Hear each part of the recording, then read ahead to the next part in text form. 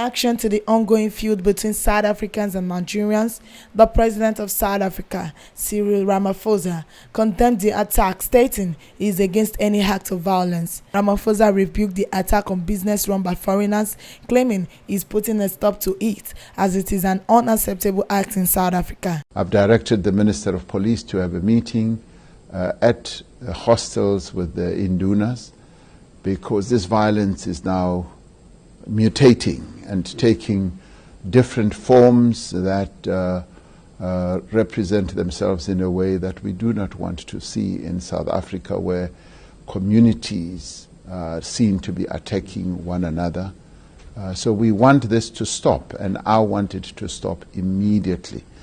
The people of our country want to live in harmony, and whatever grievance and concerns that people have, we need to handle it in a democratic way. We need to handle it by discussing concerns and problems that we may have. And we've done so very well in the past on a number of other very difficult issues. And this is precisely what we should continue doing. So there is just no justification whatsoever for any South African to go out of their way to attack people from other countries. We need to act in a way where we give respect to people from other countries and show them that they are welcome to be in our country. We need to deal with our own problems in a way where we sit down and discuss those issues with the various structures that we have. We cannot accept a sense that South Africans do not welcome Africans or other people from other countries. We cannot do that, because we are welcomed in other countries. Right now, we are part of the whole continent having inaugurated the Africa Free Trade Area Agreement. So our drivers are now going to be afraid to drive vehicles in other countries. And there's just no justification whatsoever for people who have a sense that their jobs are being taken by people from foreign lands to attack them, to destroy properties, and actually to kill them. This must be stopped. Now I'd like to condemn the violence that has been spreading around a number of provinces in our country in the strongest terms. The attacks on people who run businesses from foreign nationals is something that's totally unacceptable. It's something that we cannot allow to happen in South Africa, where people who are running their own businesses are attacked and their businesses are destroyed through looting and being firebombed. Something that is completely against the ethos that we as South Africans espouse.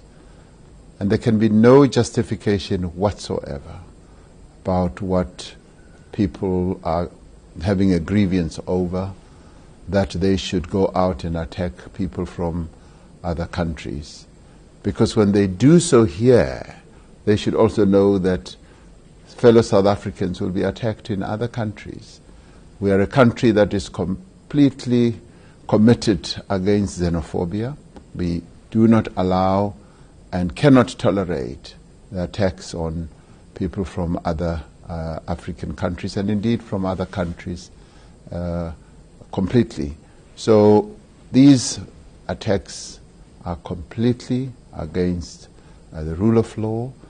And I'd like to commend the security forces, particularly the police, for stopping further violence from ensuing in a number of places, in KZN as well as in Gauteng. And we want our security forces to carry on with the work that they've been doing, arresting the perpetrators, ensuring that these violent acts do not continue. I'm going to be convening the ministers in the security cluster today to make sure that we keep a very close eye on all these acts of wanton violence and find ways of stopping them. I've directed the Minister of Police, and this is a national crisis. Gender-based violence in South Africa has become a huge crisis, and it's something that we've got to address now. We've been horrified by the killing of Uyinene Mkhwejana, recently a student at the University of Cape Town, who went to a post office and was brutally murdered. And what concerns me more, of course, is that it happens in a government entity and a government employee.